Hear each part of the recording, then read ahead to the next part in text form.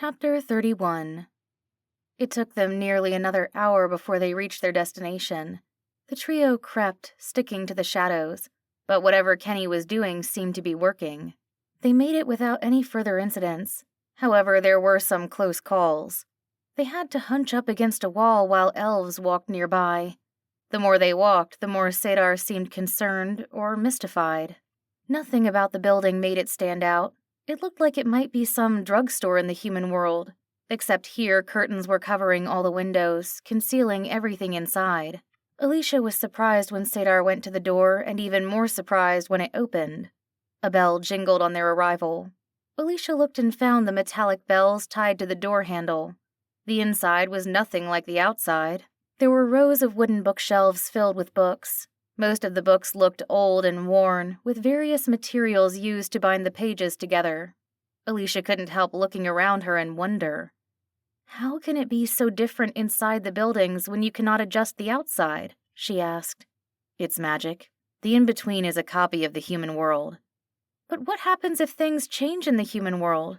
What if they were to knock down this building? Would it still exist?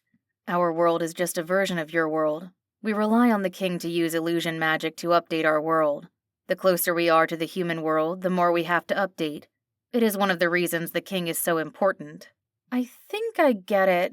It's like you need to have a new operating system. Sadar looked at Alicia as she spoke, his raised eyebrows highlighted by the glow of the candles lit around the wall. You do know about computers. I know about them, he said defensively. I just don't have much need to use them. They do not work on this side. And since you do not have technology, everything you have here is handmade. Alicia walked up to the bookshelf and ran her hand over it. It was solid and sturdy, like something she would have expected to come out of a carpenter's workshop. It was very different from the particle board furniture that filled their home.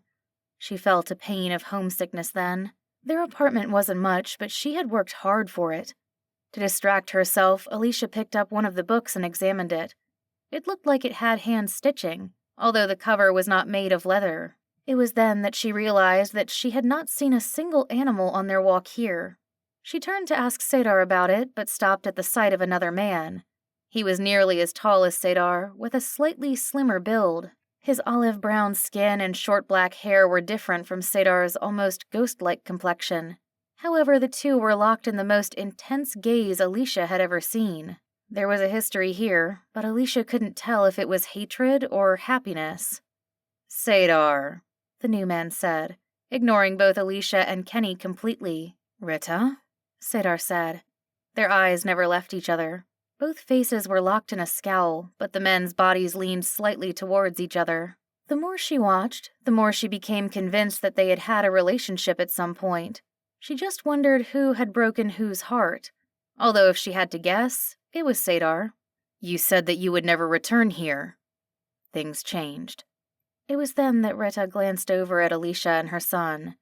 You brought a human into my shop? She's an elf. Kenny spoke up, and Alicia turned to him questioningly. Why would anyone think that she was an elf? At this, Rita crouched down in front of Kenny. It is a neat little trick that you are doing. Don't worry. Your mother feels like an elf, but I know that she is a human. You can stop and save your energy. She'll be safe here. Kenny paused for a second, and then nodded in agreement, and his hand slipped from her for the first time since they started hiding in the shadows. You made me feel like an elf? Alicia turned to Kenny questioningly, and then to Sadar. Why didn't you mention it? I didn't notice. I was so focused on not getting caught. Then how did he notice? Alicia gestured towards Rita. I have spent my fair share of time in the human world. The clothes are a first sign, but it is more than that. It is the way you just don't quite fit. Don't worry, what he does is impressive. Most elves wouldn't see past it. But perhaps most obviously, you speak English. Oh, yeah, Alicia said. But then that wouldn't have stopped the other elves from noticing. No, Kenny said. That was different. Then I made us invisible. Well, not invisible, more like shadows. Not that we are shadows, just that others would think we were. Her son was quick to clarify. You used illusion magic in the in-between, Rita said. Sadar, what exactly have you brought to my doorstep?